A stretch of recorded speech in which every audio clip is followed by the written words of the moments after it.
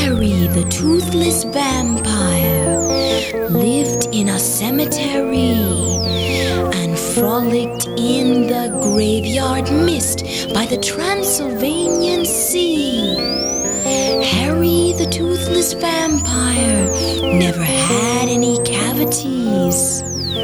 He cried 'cause he couldn't brush with crest or smile when he had to say cheese.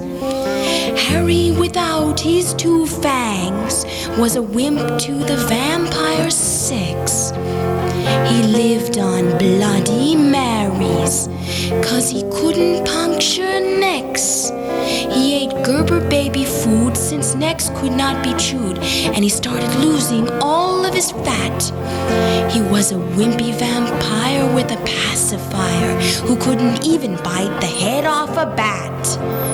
Oh, Harry the Toothless Vampire lived in a cemetery and frolicked in the graveyard mist by the Transylvanian Sea.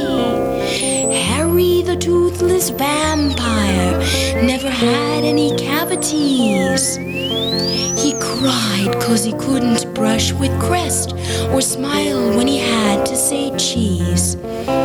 When Harry was a young drac, a bat knocked out his fangs.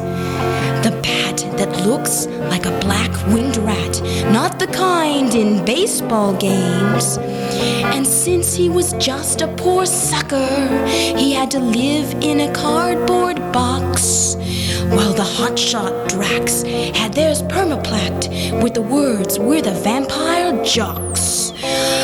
Harry the Toothless Vampire lived in a cemetery and frolicked in the graveyard mist by the Transylvanian Sea. Harry the Toothless Vampire never had any cavities. He cried 'cause he could not brush with crest or smile when he had to say cheese. Harry soon lost so much fat he couldn't turn into a bat. He was utterly depressed. He'd been through vampire therapy, the mummy's mummy even est. He even bought some vampire dentures, which he buried in his home. By daylight, dogs would dig them up 'cause they made real tasty bones. So Harry grabbed a wooden stake. He couldn't take it anymore. He would surely rest in peace if he did this gruesome chore. Instead, he threw the wooden stake to a hungry wolf who broke his teeth when the stake he bit.